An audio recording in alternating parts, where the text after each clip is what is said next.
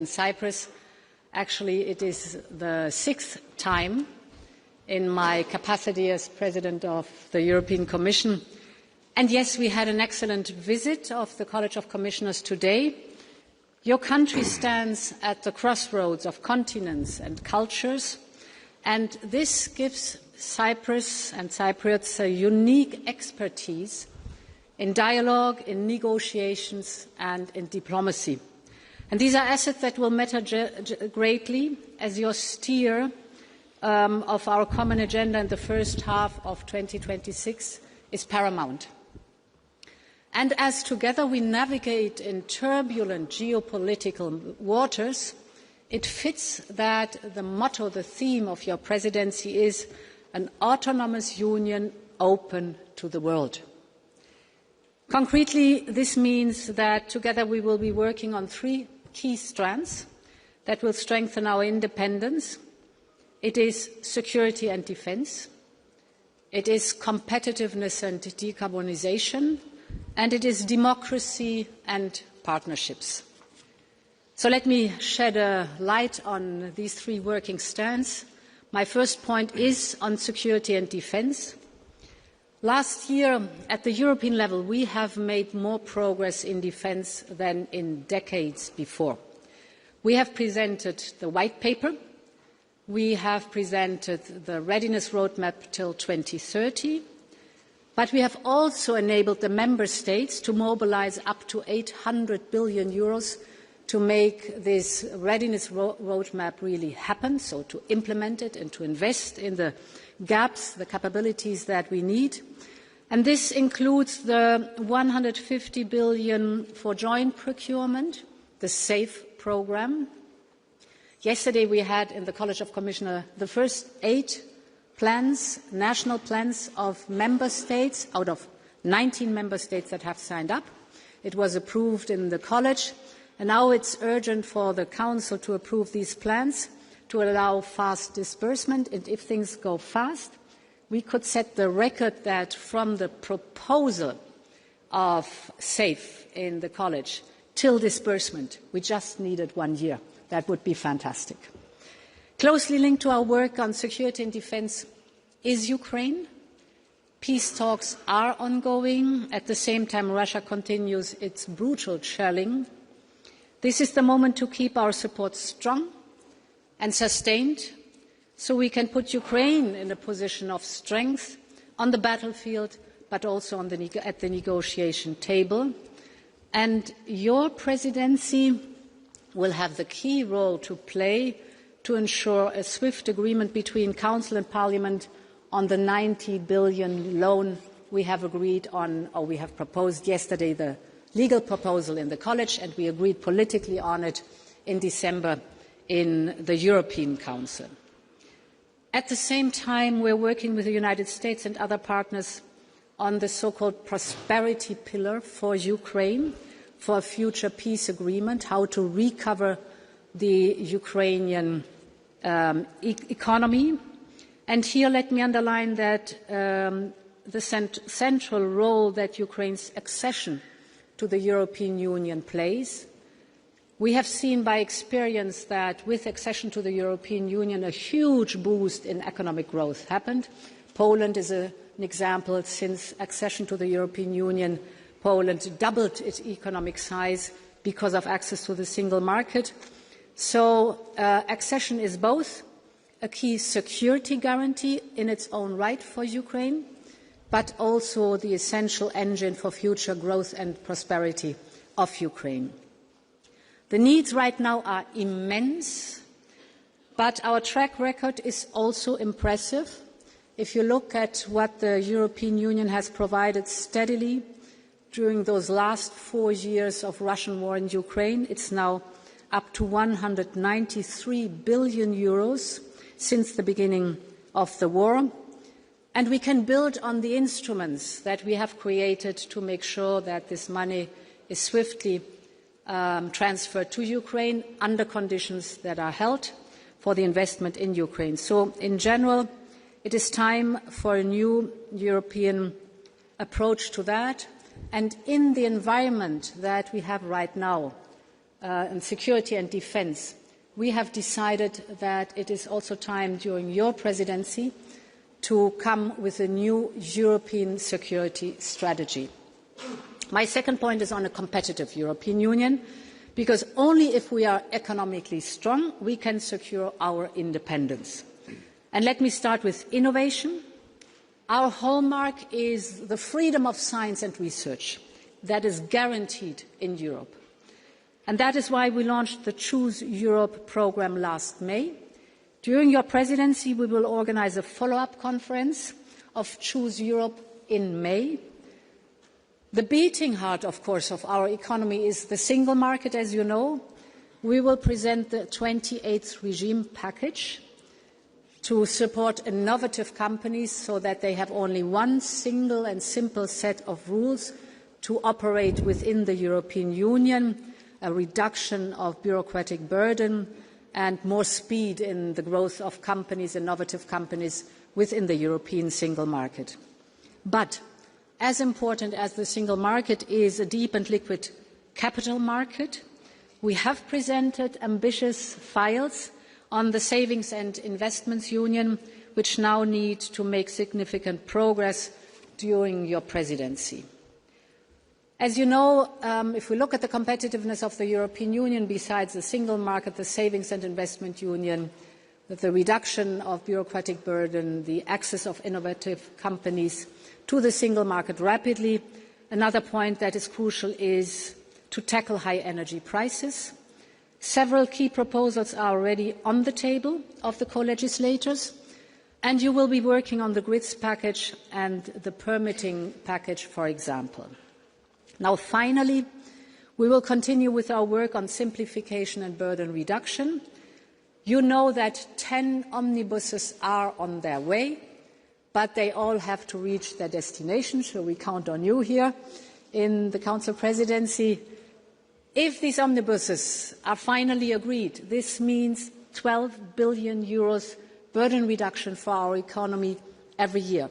But as I said, not the departure is crucial, but the arrival of the omnibuses agreed is important. Then for competitiveness, not looking only at our single market, there's another important aspect. Europe's independence benefits a lot from our strong and growing network of trade agreements. They help to diversify and de-risk. And with that backdrop, Saturday in Paraguay, we will write history. We will sign the EU-Mercosur Partnership Agreement, indeed after 25 years of negotiations. It will create the largest free trade zone in the world, but our ambition goes further. We're working hard to conclude our negotiations in your presidency with India, preferably at the end of this month, as well as with many partners like Australia, the United Arab Emirates and Malaysia. So all in all, and this was only a short glimpse on the competitiveness topic, I'm very much looking forward to the informal leaders' meeting on the 12th of February, because this will be the place to take stock on what we have so far achieved, but also to speed up further delivery on our competitiveness agenda. My third point is our common work on migration. You mentioned it too. We must work hand in hand to implement the Pact on Migration and Asylum, and there the next 6 months will be absolutely crucial. And I'm glad that I can count on Cyprus' experience. The overall situation in Europe has substantially improved in the recent years. If I may cite figures from Cyprus, there it's visible. Irregular arrivals fell by 62% in 2025 compared to 2024. And if you mirror that to the European level, it confirms the trend. If we take the year 2024, we had a reduction of irregular border crossings of 37%, and now in the last year, 2025, on top came a reduction of 26% of irregular border crossings. So let's keep up this work and focus on dismantling smuggling networks. Last, and certainly not least, you will play a key role in advancing the next long-term EU budget. Indeed, you mentioned it. The December European Council showed strong support for political agreement by the end of 2026. That's our ambition. The momentum must now be maintained with speed and focus. We can deliver a modern and ambitious EU budget, a budget that supports Europe's choice of independence and that ensures that Europe has the right resources to match its ambition. So I'm very much looking forward to your presidency. Thank you very much for hosting us here today. Thank you. Thank you very much, Your Excellencies. We will now take some questions. The first one from CNA. Hello, Evie Andreu from the Cyprus News Agency. I would like to ask Madam President, in your State of the Union address in September, you referred to the intention to establish a new European firefighting hub based in Cyprus. So it is understood that this is a project that will also involve countries in the region, non-EU member states. I would like to ask if you could provide more information on this and if there's a time frame for the implementation. Yes, thank you very much for your question. This allows me once again to say how grateful we all are for those who bravely every summer fight the flames and keep us safe. And I want to pay tribute to these brave men and women. I visited actually here in Cyprus in 2021 Larnaca's Ora village that was very, very badly hit by the wildfires at that time. The hub is also for them, and it will have a dual role. First, operational to respond to wildfire emergencies, that's very important, but second, also capacity building. So this includes, of course, also the wider region. And discussions at the moment being between Cyprus and our services are ongoing. We have determined possible locations, but for us it is a priority. So my ambition is that we launch the hub under your presidency. What the timelines are concerned, this is what I want to achieve, and I know you by my side. Just to add that we're grateful for the announcement of the President of the Commission for the regional firefighting center, aerial firefighting center here in Cyprus. We hope that during our presidency we are going to have the inauguration of this center. We already identified that the center will be built next to the Andreas Papandreou air base in Paphos, and we are working very closely with the Commission in order to prepare all relevant work. Next question from Lazakor. Next question. Karl de Meyer for the French daily Les Echos. President von der Leyen, as you said, we live in very turbulent times, so turbulent that several member states sent troops to Greenland. So can you please share your thoughts about the situation in Greenland, how the EU can support Denmark? And more broadly, you mentioned the new European security strategy. What do you think should change at EU level in the governance? Commissioner Kubilius last Sunday mentioned a European Security Council, for instance. So what should we change and how fast? Thank you. To take the second question first, we are starting to work on a new European security strategy. And at the beginning of the work, it's not wise to limit or to expand explicitly already the different topics. So at the end, when we present the national security, the European security strategy, of course you will get answers on that one. But the purpose is indeed this exercise really to collect all the knowledge, to acknowledge the changes, the geostrategic changes and needs that are out there, but also the geopolitical changes in our world, and to give an appropriate answer to that one. On Greenland, what is clear is that Greenland can count on us politically, economically and financially. And when it comes to its security, the discussions on Arctic security are first and foremost a core issue of NATO.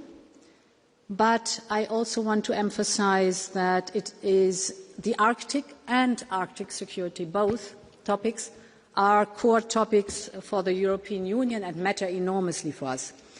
This is, among others, the reason why we double down on investments and supporting Greenland. You might have seen in the draft budget, we have doubled the amount of financial support to Greenland. I have visited Greenland last year, I think it was in February or March, before this all started, and we established an office, a bureau in Greenland to have a very close cooperation with the Greenlandic government and people. We are discussing investments. We're doubling down on these investments now. The European Union has a very good reputation in Greenland, and we are counting very much on the excellent cooperation that we have. We will thus continue our work on Arctic security with our allies, our partners, including the United States. Next will be CYBC.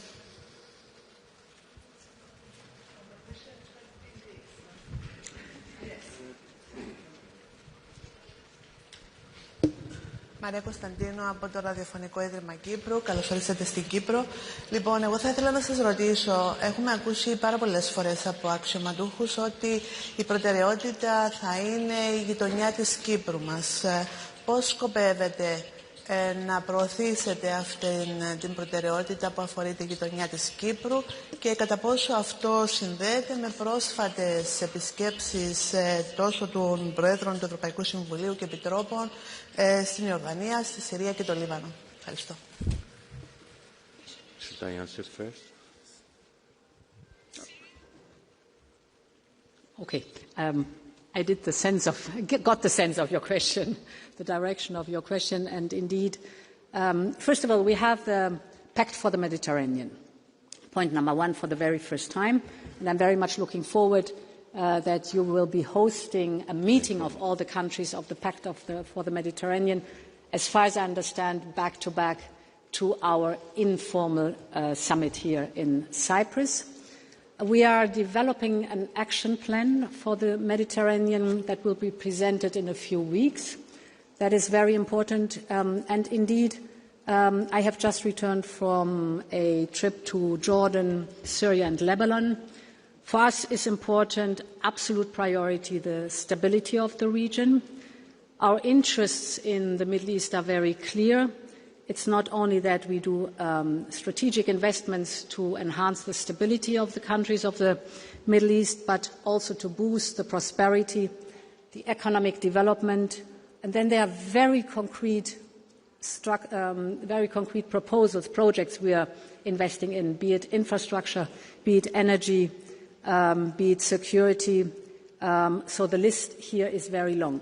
Our experience is that the more stable our neighbourhood is, the better it is for us and our neighbourhood. And this comes along with investments, with sharing of skills, with job creation. That's the best remedy for our neighbourhood to be strong, to be stable, and to be reliable. Cyprus is uniquely placed to be a bridge for that. I remember how you encouraged me to have my first visit time ago to Lebanon.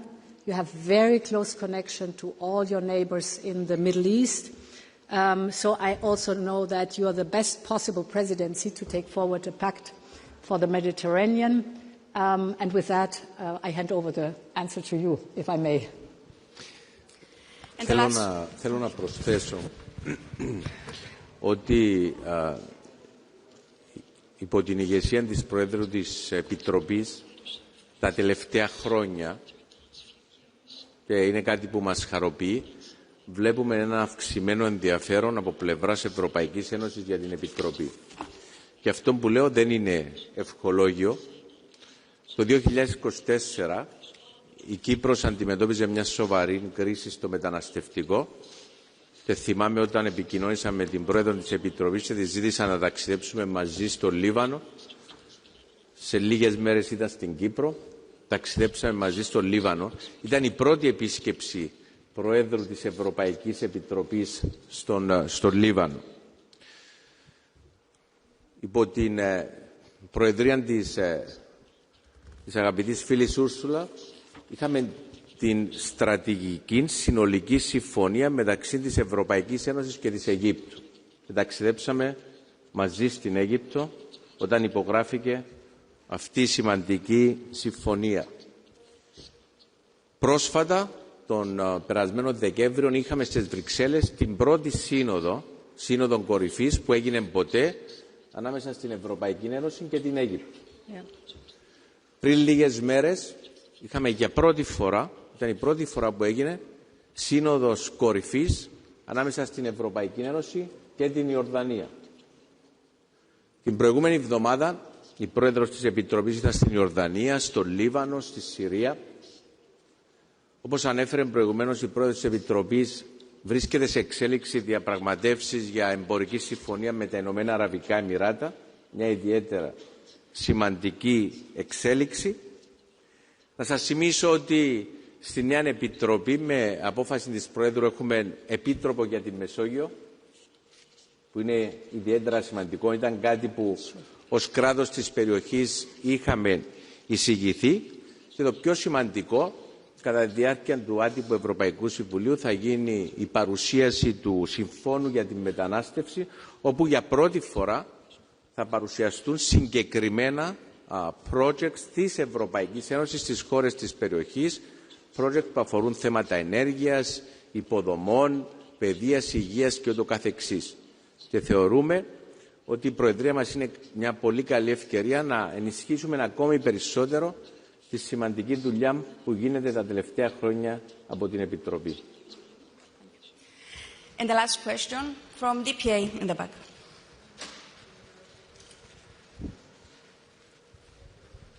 Ansgar, the German press agency, DPA. A question on Iran to both of you.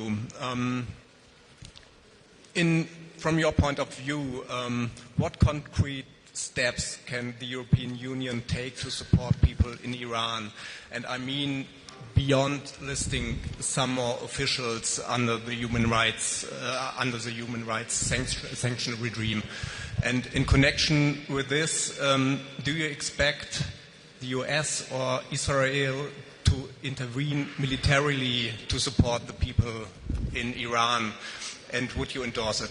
Thank you. So what is happening in Iran is abhorrent, and the killing of the young people is a human tragedy. I cannot comment on other countries' activities. That's for them to decide what they do. But indeed, we are looking into deepening the sanctions against Iran. These sanctions are biting. So I would not just put them aside. They are biting and they have their effect.